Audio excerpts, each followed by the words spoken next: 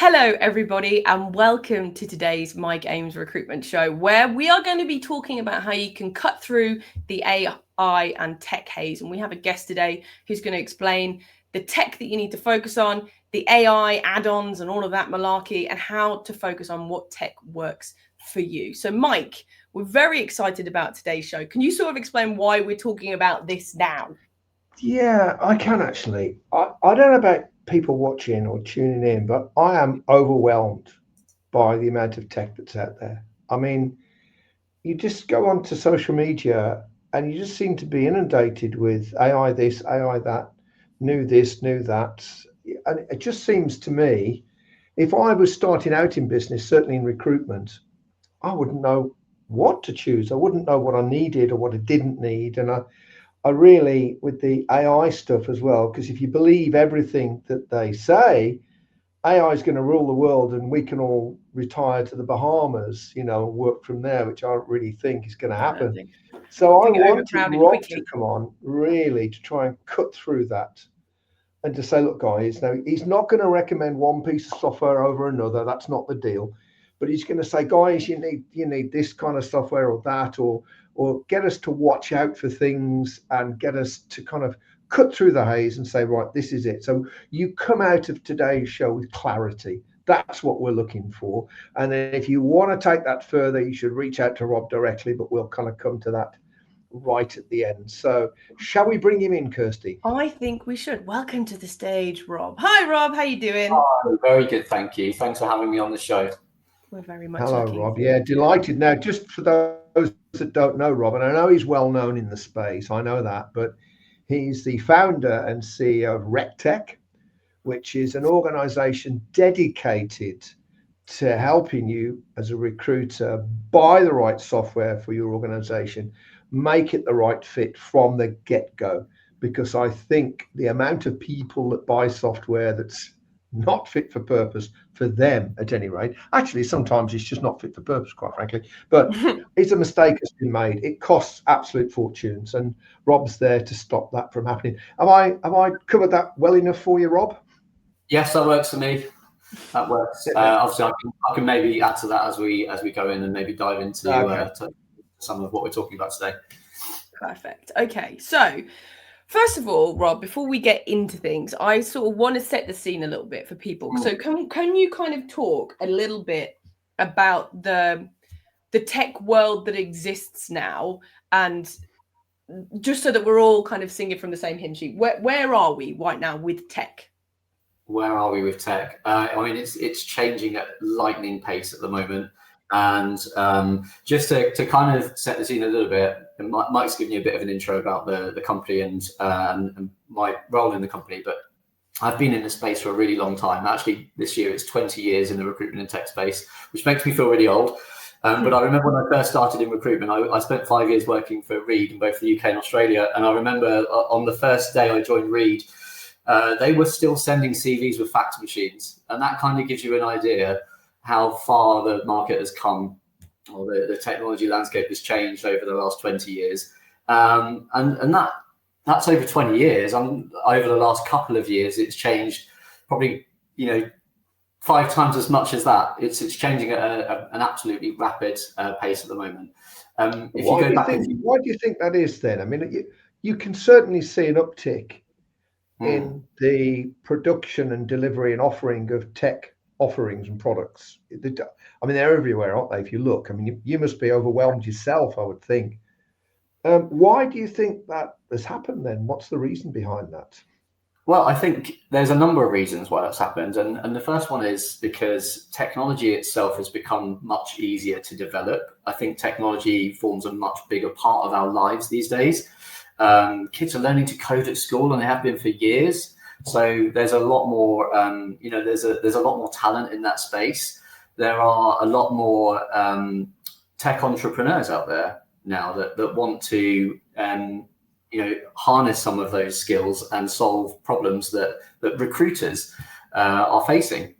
And I think if you think about how the industry has changed over the last 5 or 10 years, technology used to be about, you know, digitizing manual processes, getting everything online, and now it's really about connecting systems. It's about automating intelligently. It's about using data to make better decisions. And I think we've essentially gone from doing things faster to doing things smarter.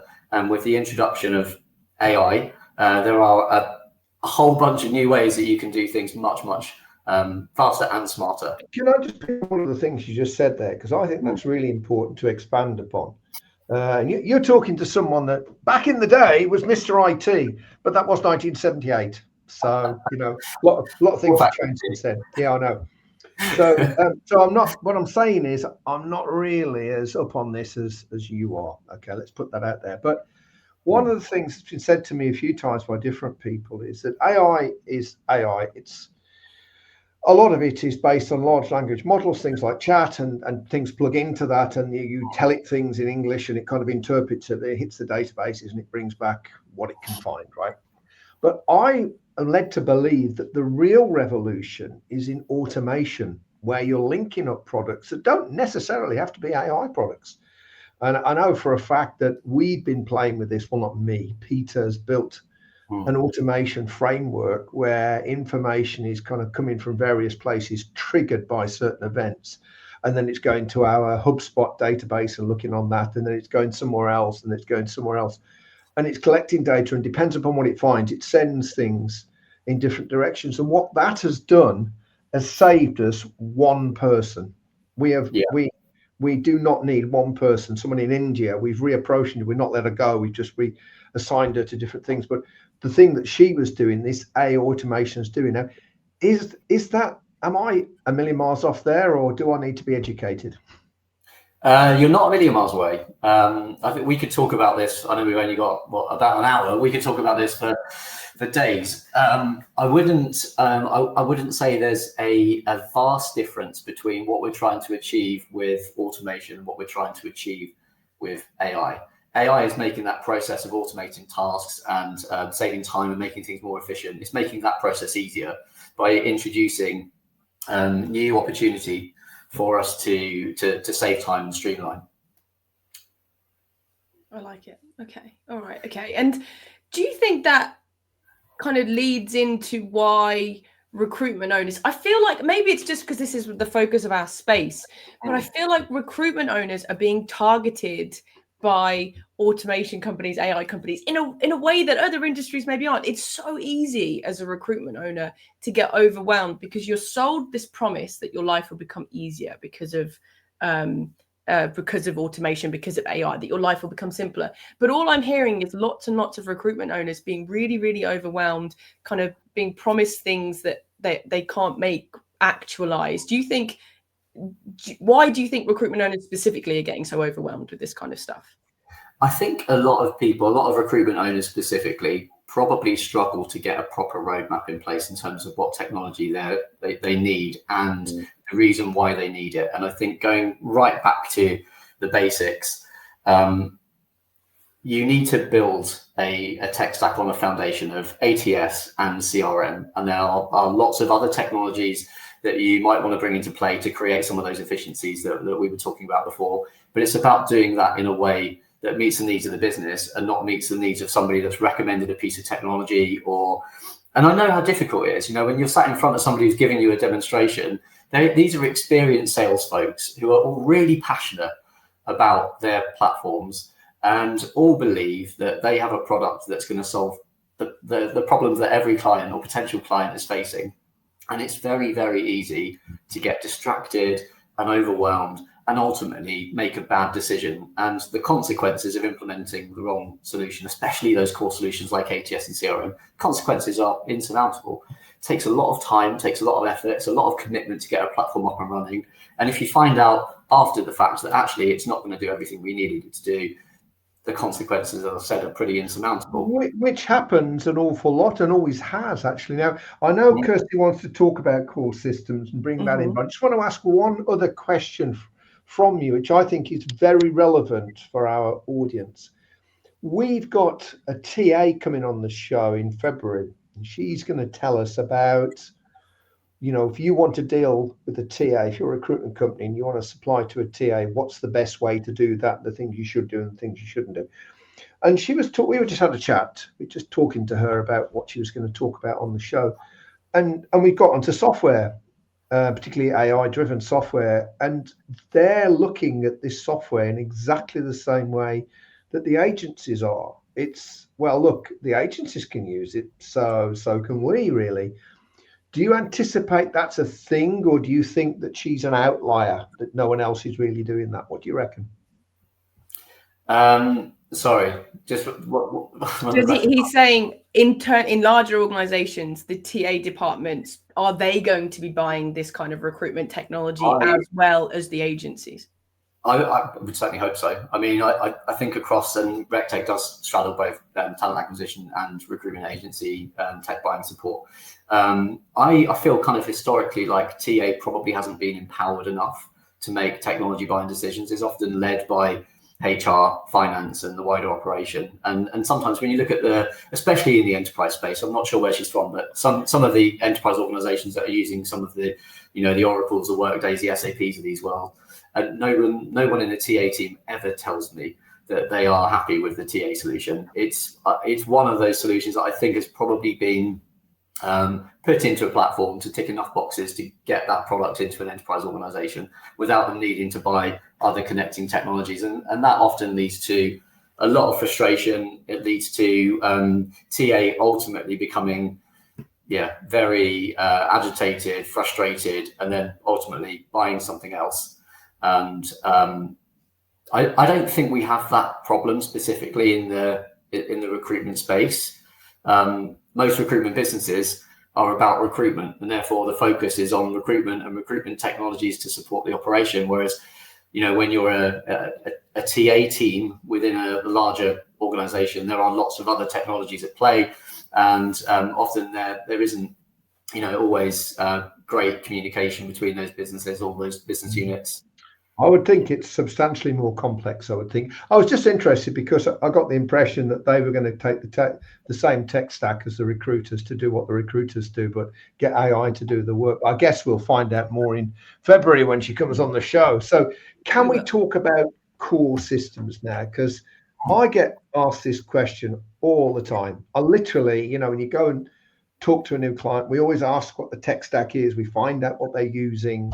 You see the same sort of things cropping up and time again. But at some point, people will say, well, I've got what I need, or question of that nature. So can you talk us through what you believe? I know you've already kind of kicked this off already, but can you talk us through what an average agency, let's say not a startup because they're going to be a bit short of cash, let's say someone who's got 3 or 4 people, little bit of money to spend now, what should they be looking to have in their tech stack? I mean, for the core solutions, we're talking about ATS and CRM, and that is where we help most of our customers. One of the biggest challenges here is that, and you alluded to this earlier, there is an abundance of choice, and there is also a real lack of proper support in the market for buyers. And I think those core solutions, which sit at the heart of every recruitment operation, are absolutely critical to the success of a business. And as something that most people only buy every 3 to 5 years, they don't really gain masses of experience of tech buying. I mentioned this earlier, but the tech market is also constantly changing and evolving. So it's extremely difficult to get that right. I know from experience and from conducting a lot of research that 35% of organizations don't get tech buying right. And that is a huge number when you think about how critical tech buying is in this space. And the other thing is that businesses don't really enjoy changing their core solutions. It's expensive, it's costly, it's time consuming. And what typically ends up happening when technology isn't working is that additional technologies get brought in to kind of plug those gaps. And that kind of, it's a bit like sticking a plaster on a cut. It doesn't last forever. And if you keep doing that, you're going to end up with 5 or 6 disconnected tools that don't really talk to each other. And they end up creating more work than they save. So every recruitment business certainly in the UK, and I also want to sort of clear up a little bit about the confusion between ATS and CRM. There are some CRM there are some CRM solutions in this market that label themselves as an applicant tracking system, and that is, for most buyers, is extremely confusing. If you're doing this every 3 to 5 years and you're being given recommendations and you're going on to maybe Google and running a search for applicant tracking systems, you're landing on the software directories, and those software directories, they have a space in this market. They provide a lot of incredible reviews that people genuinely put on there, and they're useful, right? But at the same time, if you're a recruitment agency today and you went on to one of the leading software directories, you're going to see 500, 600, 700 applicant tracking systems on there. So if you think you're looking for an applicant tracking system when you in fact need a recruitment CRM, you're going to land in this applicant tracking system category. That applicant tracking system category has hundreds and hundreds of different solutions in there. And what I see constantly is that the vendors at the top of those lists are HR information systems. They're corporate applicant tracking systems that your TA friend coming on in February might want.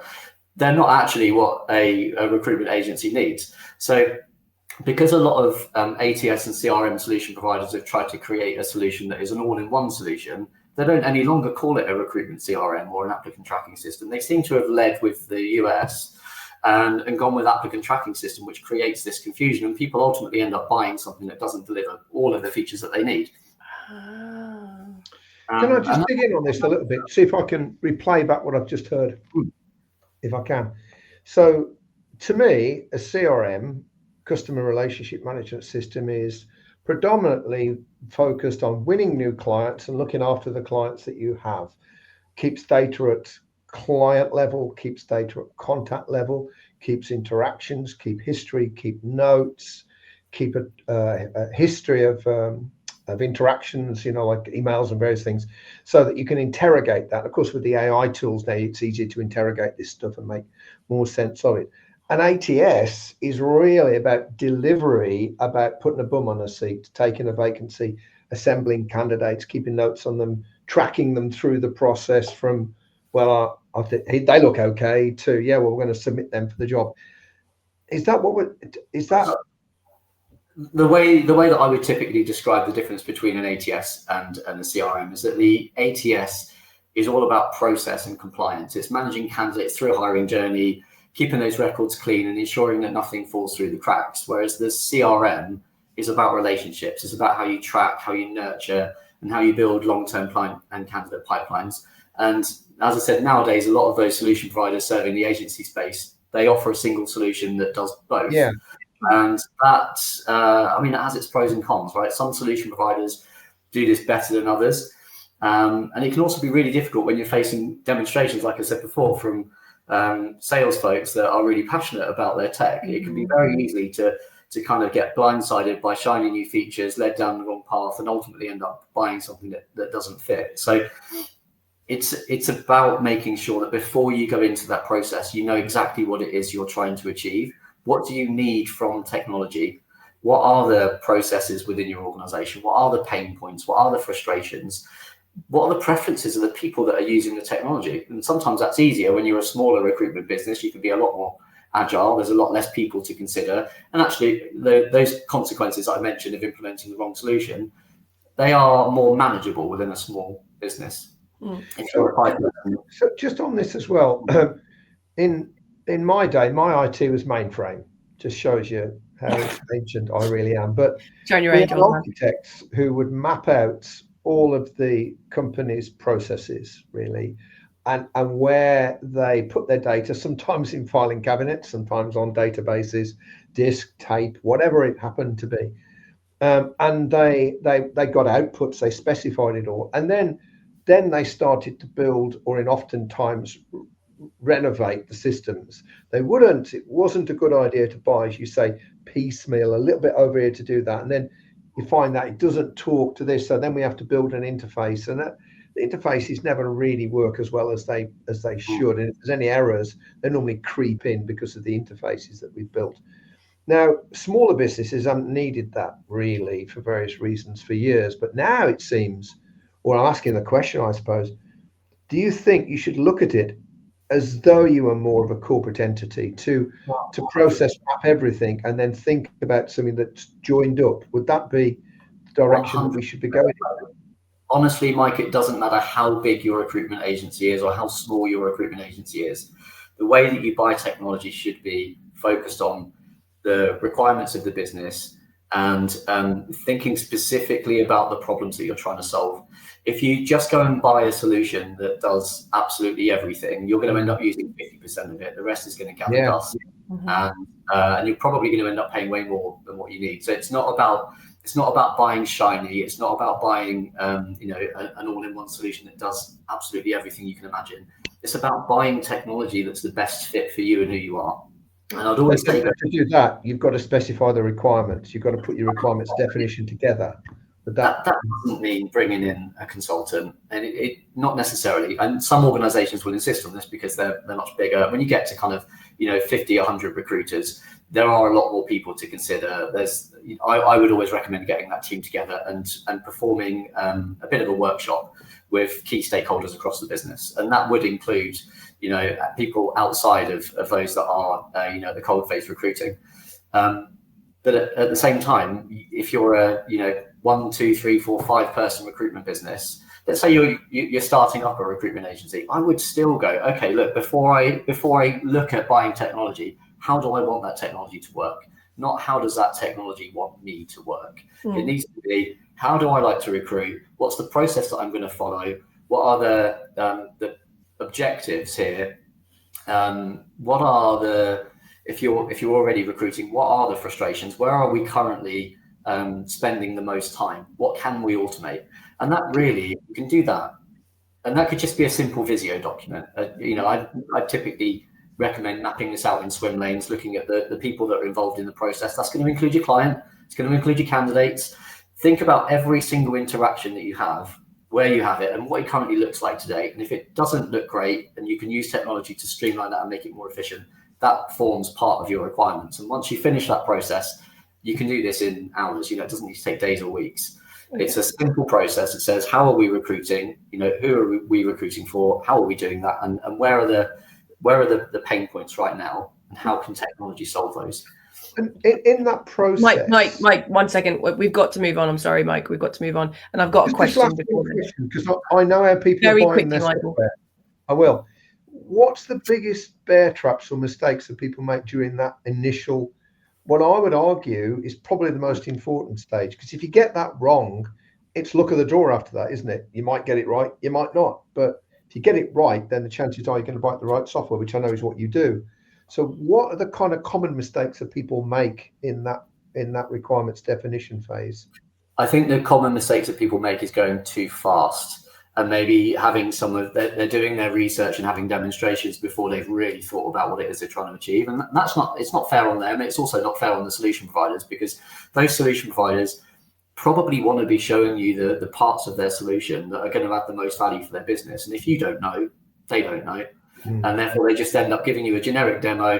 You end up liking it, signing on the dotted line, and then you're passed over to somebody else that's going to help you implement it, that is probably then going to struggle to actually deliver on the requirements that you ultimately define later in the project. Yeah, that makes sense. And that sort of actually leads into this question, because what is it? Buy fast, buy twice or something. If you take too fast, you're going to not make mistakes or whatever it is. Well, Susie said here, Susie's got a question for you.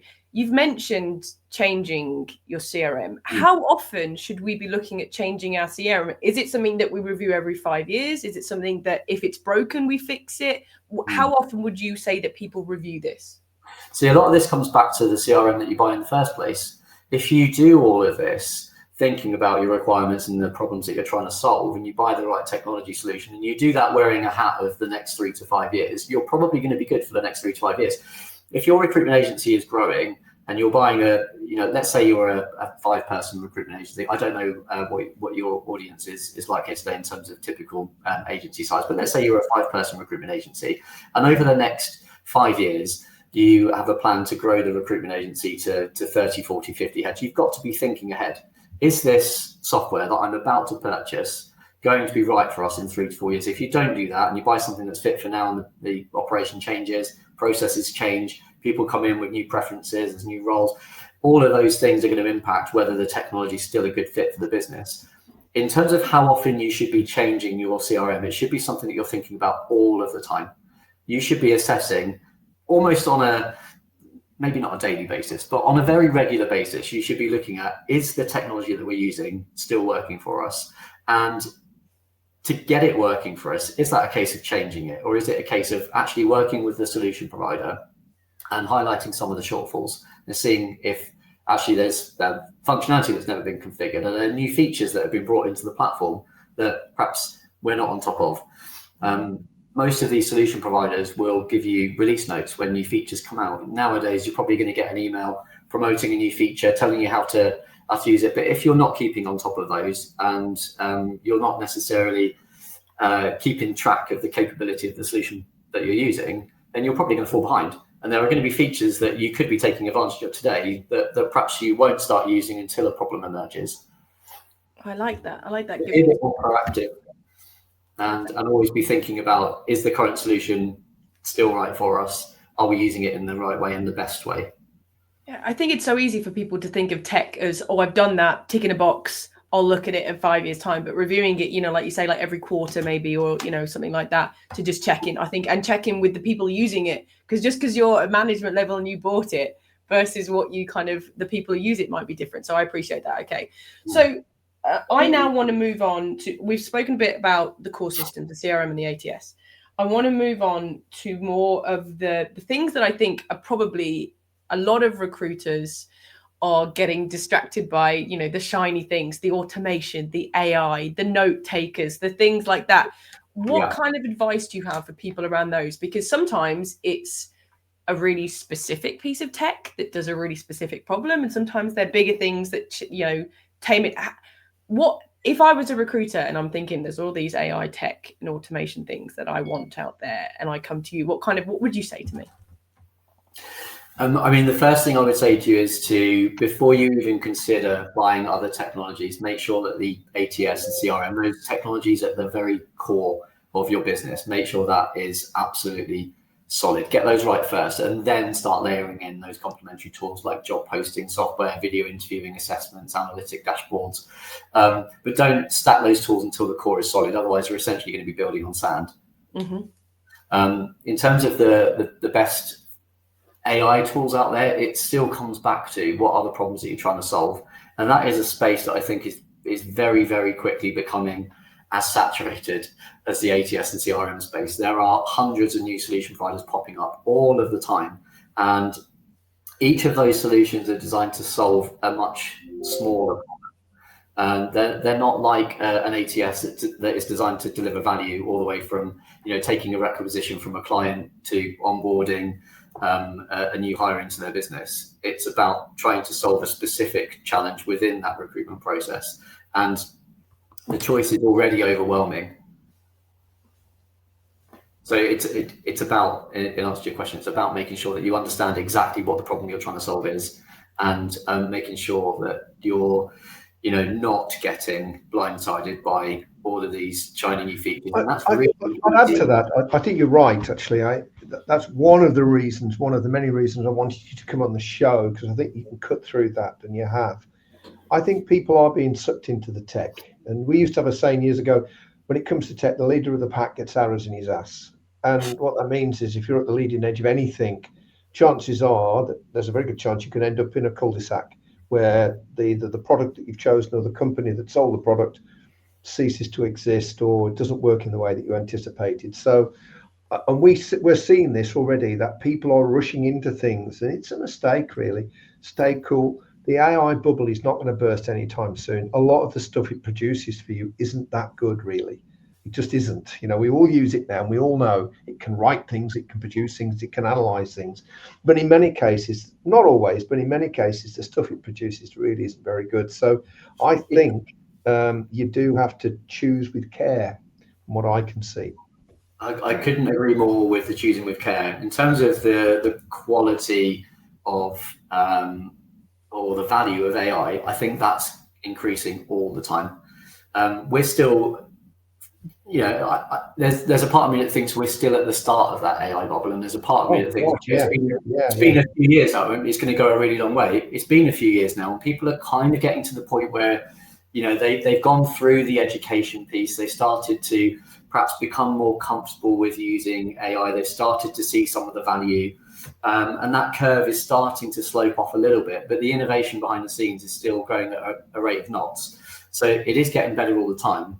When it comes to buying AI technology, I think one of the key bits of advice that I could give you there is that whatever it is you decide to purchase should enhance your core systems, not complicate them. I think the most valuable add-ons are those that remove the repetitive admin or improve communication. Things like automated interview scheduling, candidate updates, follow-up reminders. I think if an add-on doesn't clearly save time or improve experience, then it's probably just going to add noise. Yeah, we did some studies here, and it could be us, but funnily enough, I used AI to tell me how to do this, so I don't know. But we use Copilot is the product that we use, right? On average, it misses 1 out of every 10 actions that you tell it. So you're in a meeting, say, okay, action for Mike, do this, that, and the other. On average, we did it over a 3-week period. It missed 1 in 10. So I always keep a written record of the actions. Now, I actually asked AI how to find that out, what we should do, and it told me, and I did it, and it was 1 in 10. So I think that it's still not where it needs to be, really, and the content it produces in many cases. And this is what this TA lady said who's coming on the show in February. She said, you can just tell, I hate it. If I see emails that I think have been AI generated, I just delete them. And LinkedIn posts, I mean, really, you can pretty much tell a lot of those things. So I think it is just using with care, isn't it? Like you said earlier, which I really liked, you said, think of the application. Does it make it easier? Does it make it better? If it does, go for it. If it makes it bland and trite, then you know what? Don't do it. Wait. What, Rob, do you feel? Because obviously with some things like AI and automation, like you said, they make things quicker that already exist. The processes that already exist, they just make them proper, or they remove the human admin element. They do that for you. What do you think about? Because I know a lot of people get the most, their head turned the most by those things that promise new business, that promise new clients, the AI ones that are having communication, and I'll get you this list of 5,000 people who all want to work with you.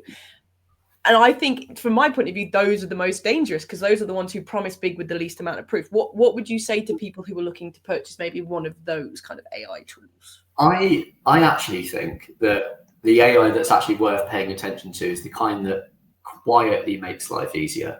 It's not necessarily the solution that's going to give you an AI sales team and have 5 or 6 different new hires in a software package that are all up and running in the next 5 minutes.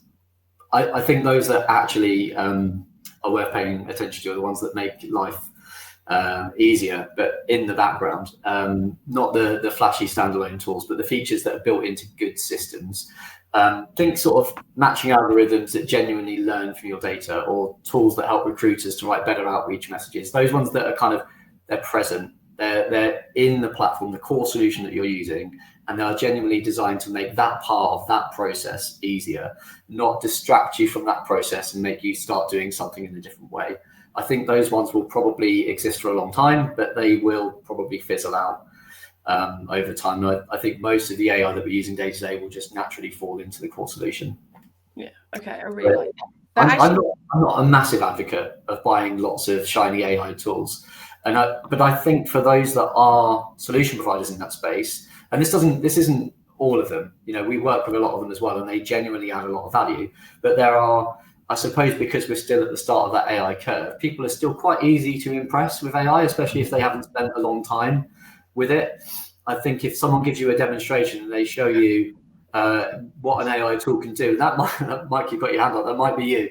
If someone shows you something that's impressive, you're more likely to buy it, and you're more likely to think it's impressive if you haven't yet absorbed yourself into the real world of AI and what it can do.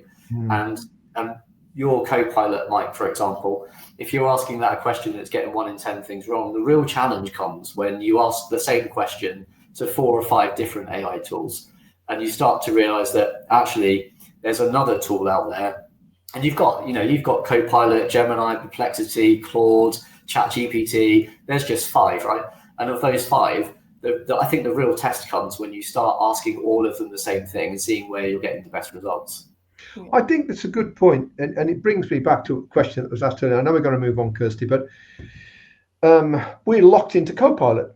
We bought Copilot. You know what Microsoft is like, bless their hearts. They signed us up for 12 months. It's not a lot of money in the great scheme of things. I do use other products, but it's the thing that monitors meetings for us, right? It's the thing that gets the transcripts and interprets them. I have used, weirdly, other products, chat actually, and put the same transcript into chat, and it does give different answers there, but that missed things as well. Maybe I need the paid version of chat, I don't know.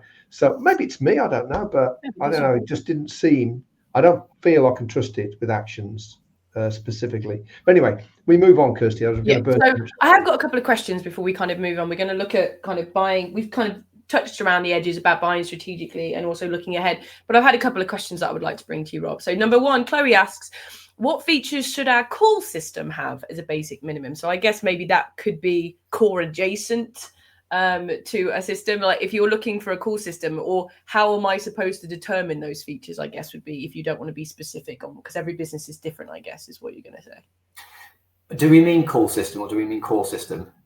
Call. I think they said call. Call. But do we mean core? Oh, she might mean core. Yeah, Chloe, if you're watching this, just quickly write. I'll ask the next question. Do you mean call system as in phone, or core system as in those core systems? That's a very good question, Rob. Chloe, just give us clarification on that. But before that, I'll ask this next question, which is, should our CRM providers be developing these AI tools within the systems too? She supposes the hesitation is to buy and get locked into contracts for note takers to pop up 3 months later, etc., etc. What would be really interesting is a partnership between these AI tech providers and CRM providers. So when you're looking for a CRM provider, are you looking for somebody who is being innovative as well? Nowadays, 100%. You have to. Before you make a decision to buy a core solution like a CRM, you've got to be looking at their product roadmap. If that doesn't excite you over the next 12 months, it's probably not the right solution. That said, depending on your requirements as a business, if you're just looking for a simple solution and maybe leveraging the latest AI technology isn't interesting to you at all, I think you mentioned somebody earlier that said they were never going to get involved in that, then maybe, buying a core solution that is just stable and not necessarily innovating, but is going to be trusty and reliable and probably not face, not give you too many headaches over the next 3 or 4 years. It's absolutely fine. If it were me, looking at the value that those additional solutions can add, I would be relying on my solution provider, my ATS, my CRM, to bring those platforms, to bring that functionality in, and that is happening. We're seeing that every day. Every ATS and CRM provider that I work closely with, they're all innovating. They're all taking they're harnessing the power of AI and bringing that into the platform in the way that I mentioned before, creating value invisibly behind the scenes. It's not necessarily, and some of them are doing this. Some of them are bringing AI avatars into the platform, trying to, I guess, really highlight the solution as being kind of AI first. But I think the ones that are adding the most value are the ones that are actually dripping AI functionality into those everyday features that already exist to make those more valuable. Just very quickly, I know we've got to go to the sponsors and then we're going to wind up. But we ran an AI showcase earlier in the year. We had 8 different products. 2 of them were AI built outwards, so they got vector databases. They were AI systems as opposed to AI bits plunked on the side. From memory, I think one was Imagine and the other one was Atlas. I think, can't remember. Yeah, it was, I think. Yeah. Anyway, if anybody wants to see that, if anybody would like to see, it's 45 minutes each. They just talk about the product. It's not a demonstration. Let me know. Put a message in the chat, and we will send you a link, and you can go and watch that if you want to expand your mind a little bit. Just put showcase in the chat. Showcase in the chat. We will send you a link. And we'll send you the link to that if you want. Don't forget to think about your requirements first. Yes, of course. I think it was less to do with making a decision, but you talk about things and people can't visualize. It's not about selecting a product. It's can't visualize what these things can do. And it's like, that's amazing. I'm not suggesting for a second, Roberto, that they don't produce their requirements definition document and do it properly yet. So okay. All right. So in a second, Rob, I'm going to come back to you. I've got a couple more questions to ask you. But before then, Mike, as you mentioned, it is time for a sponsored message, which I believe is once again we're the sponsor. Yes. Yes, because we tried sponsors, didn't work for us. So it's back to us, really. Okay. I just wanted to promote this thing called, we've got a VIP event access circle, and it's free of charge, doesn't cost anything. And what it actually does, it does two things. It gives us early bird invitations to all of our best events. So we do deep dive workshops. We have one tonight, don't we, Kirst? I think we do. They're free of charge. We don't charge for them, but they're very hotly contested. This one was full almost when we released it. There's only 8 spaces to it. We have special guest roundtables when we invite someone in. I'm trying to get someone who's just sold their business to come in and talk. Again, 8 to 10 people. If you're not on the VIP list, chances are you may not get in. Webinars that we run, they're just open, but you get first shout at that. And of course, any in-person events that we run. It's exclusive circle members only events. So there are certain things that we run. You have to be on the VIP event access list to get an invitation to it. Right? We don't do them very often, but they're usually very good. And also, as a byproduct of being on the list, you enter into a monthly draw. You get an hour's free one-to-one coaching, whoever gets drawn out of the hat. If you're interested in being registered for that, all you've got to do is email VIP to mike@flair.co.uk. Say that again for those people listening on the podcast. mike@flair.co.uk. Just email VIP and we will add you. You can always unsubscribe. And of course, we don't use it as a sales platform. We're blasting AI generated emails at you every 10 minutes. No, not for me at all. So no, Rob would never forgive us if we were doing that. He would never forgive us. Never. Okay, so just quickly before we start kind of rounding up, we've touched on this a couple of times, and I just kind of want to pull it out individually. When we're looking at buying new tech strategically, number one is obviously, as you've mentioned numerous times, Rob, is to go through and figure out exactly what our business needs and then go and hunt for the tech. Don't find the tech and then be like, would this fit in with our business? That's the wrong way to do it. Think about your business needs first and then go on. But is there anything else like around, kind of Susie mentioned there, getting locked into contracts? Should we be looking for shorter contract lengths? Should we be looking at anything else when we're buying the tech strategically? I do feel like I've seen a shift in the market in terms of it's less common now to see solution providers requiring you to lock into a long-term contract. I've definitely seen a lot of that. What I have never really understood is if you're going about tech buying strategically and you're confident in your buying decision and locking in for a period 12, 24, 30, whatever it might be, months, makes that solution more valuable for you or more cost saving for you, then why wouldn't you do that? I think the only reason somebody would move on to a monthly rolling contract, for example, is if either the solution provider doesn't have the confidence they've got the right solution for you, or you don't believe that the solution is right for your business. If you know that you're going to be around in 12 months' time and you found a solution that you know is still going to be good in 12 months' time, why would you not take advantage of a value saving or a cost saving and lock in for 12 months? That bit, I think we are definitely seeing a shift, but I'm not quite sure I understand why that's happening. Oh, interesting. That is interesting. I would also say that a lot of, and this is where a lot of people go wrong, is that a lot of tech buying, it starts with excitement, not strategy. Yeah. So someone sees a great demo, they hear a great peer recommendation, or they feel pressure to modernize their technology, they end up buying the wrong solution. If they don't start with a clear understanding of their needs or their goals, as we mentioned earlier, I think that's where it goes wrong. I think they end up with great software that's just not the right fit. And Apple doesn't talk to each other. You mentioned call system earlier. It's just sprung to mind. One of my clients has got 2 call systems now because he's waiting for one to come to an end. But the CRM system he bought needed a call system that wasn't the one that he already had. So he had to buy the new one. There was a get around, but he thought that was going to be more trouble than it was worth. So I think this idea of looking at the tech stack in total, and I'm not promoting your services, that's not the point of this show. But so I'll say, just get somebody like Rob to look at the big picture and help to break that down into the products that would talk to each other first and foremost and deliver what you want from your tech stack is the right thing to do. Don't knee jerk. Don't do this in small pockets because you will catch cold if you do. Yeah, it's one of those things. One of the things we built into our platform, not plugging our service here, one of the things we built into our service was a tech stack builder. It will literally, it will look at your requirements, it will look at the solution providers that you're either using or choosing, and it will support you in understanding which of the technologies that you need are already directly integrated into that solution provider. It's a really, really neat feature. So definitely think about that. I would think that's well worth its weight in gold, actually. And we don't get paid anything for this. We don't get anything in return. And whoever had got that piece of software, I would think that would be really worth looking at for sure.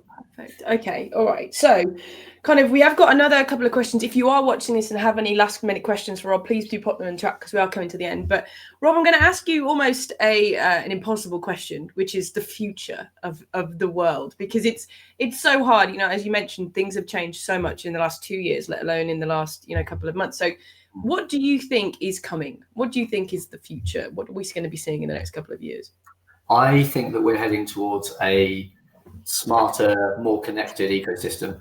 I think recruiters won't be juggling half a dozen tools anymore. I think their systems will finally start talking to each other properly. AI will become invisible that's my expectation, but not indispensable. I think it will quietly handle the repetitive work so that recruiters can focus on relationships. A lot of the feedback that I get, I'm talking to software solution providers and working with clients in both the agency space and the TA space all the time. There is a real there's a real belief that AI will not replace recruiters. There are also solution providers out there that will tell you otherwise. That they believe that AI is going to completely automate recruitment in the future. But I don't believe that AI is going to provide that human touch that people need when it comes to something as personal as recruitment. So I think a lot of the AI that we're using today will start to just become more invisible. It will be there. It will be adding the value that you need, but it won't be such a focal point anymore. I think the real differentiator in the future will be data. I think those who can make better, faster, and fairer decisions will ultimately lead the pack. Okay. I think it's going to take a lot of jobs, actually. And I'll tell you why I think that. Because at the commodity end of the market, the people who are buying a driver for 3 days or a warehouse person or getting a temp to do some cover or whatever don't really care about relationships. It's cost and convenience. And if the machines can get the right person there, and if that person doesn't turn up, get a replacement real quick, they'll pay for that if it's like a fifth of the cost or whatever, which is the predictions I've seen. But what they won't do is they won't go further up, I suspect. But how far that will go up the pole, anybody's guess. I do agree with you. I have seen some wonderful technologies that do exactly what you're describing, and they are very, very good, and they're only going to get better. I think when it comes to high volume hiring, where you're hiring the same person into the same role on repeat, they are going to be much, much quicker and easier to automate. When you need people to start work tomorrow, actually the personal touch is going to slow you down. Then I don't think it's about replacing people. It's about making businesses more efficient. And if that means you can free up somebody that's coordinating stuff manually, and you can free up their time to add more value somewhere else, then why would a business not do that if the outcome is better all the same? Well, I think the answer is you can make more profit. Really, if you've got less people who are expensive, you can just make more profit. And a lot of recruitment company owners, and I used to be one, profit's a really big thing. It's a really big thing. So you're right. If you can reuse. But if you've got somebody who's doing quite a low-level job and the machine's going to do that low-level job, that's real hard to reappropriate that person, put them somewhere else, that they can add real value. You're not going to move someone who's put in warehouse people in and suddenly give them a BD role or client care role. It's not really going to happen. But I think there's nothing to worry about, provided you're not at the commodity end of the market, and then you really got to watch yourself a little bit because it's changing big style. Okay. All right. Okay. So we're coming to the end now. I do have one last question, Rob, and I'm going to come to you with that question and for your top tip in a second. But before then, Mike, can we talk about our next show, which is the last show of the year, I believe? The last show of the season. Yes, it is. Yeah, we're umming and ahhing about this because we like the Christmas show to be wearing Christmas jumpers, drinking sherry and eating mince pies, and we want to be able to kind of end the year on a high. And if I've drunk a lot of sherry, I'll be high, all right. So what we have done is we picked out 4 very practical tips that are working in our client base, things that people are doing now to make their businesses more profitable. Productive and profitable are kind of interchangeable. One's in delivery, one's in sales and marketing, one's in client care, and one's to do with your team. So we will be sharing those in 2 weeks' time, and then that's it for us for this year. So look forward to that. I will be wearing my Christmas jumper. Don't you worry about that. It's got like a dinosaur in it that breathes fire. Anyway, okay. So Rob, first question. This is the last question we've got. Somebody said, "Is there a list of questions you'd definitely be asking AI tech providers if you were buying an add-on service? Is it that prescriptive, or is it more general?" I think the list of questions are your requirements. If your requirements are A, B, and C, the questions are: do you do A, do you do B, and do you do C? And don't forget to ask them to show you. And then when they show you, make sure it's something that's going to work for you. I love that. I love that. That's an answer that could so easily not work for everybody, but it does. And it just reinforces that thing about going back to your requirements always. So I love that, Rob. Okay. So at the end of the show, you've offered so much knowledge and so much information today. Thank you so much. But at the end of the show, we always like to give a really practical tip. So people are watching this and they're thinking, oh, I need to take a look at my tech stack. There's some stuff going on there. What is your number one tip to give to these people as they are about to do that? My number one tip to give to anybody that is going into the market for technology right now would be: don't chase the trends, chase the value. I think the goal isn't to have the most technology, it's about finding the right technology. And I think businesses that focus on clarity and fit will always outperform the ones that are chasing the buzzwords. I love that. I think that's great. I think that's really good. Can I just say, I know we've run over a little bit, but there was so much to talk about, and I know we could have covered so much more. This should really have been a webinar and reflection, but hey, you live and learn. Maybe we'll do it again next year. But I think that's been incredibly valuable, really. I think it can't answer all the questions, of course it can't. Of course, 45 minutes. If, however, Rob, somebody wanted to get in touch with you, so it's not a promo, it's just they want to get in touch, they want to learn more, they want to see what you've got, whatever, what's the best way to do that? Is that through LinkedIn? The easiest way to get in touch with me would be through our website, rectec.io. That's rectec.io. There's a contact form on there. There's a link to my LinkedIn on there and the LinkedIn company page. Well, you're linked. If people want to find that, then we'll put it in the chat for this. So we'll put it in the comments for this episode. You'll go there and there'll be an email address for Rob, so you can just click on that. Watching on YouTube as well, I'll make sure that is in the comment section below. In the description, yeah. Okay, so we unfortunately have come to the end of the show. We have overrun a little bit, so do forgive me, guys. But first of all, I want to say thank you very much to the audience. You've asked some great questions today, got really involved. So thank you very much for being here. I, of course, want to say a huge thank you to Rob. You've been so good. So you've kind of really made things a lot simpler in my head, which AI and tech has always confused me. So thank you so much for being here, Rob. Really, really appreciate it. Thank you. If you stick around just for a couple of minutes after the show finishes, Rob, that would be great. Yes. Sure. And we will see you all in 2 weeks' weeks. time.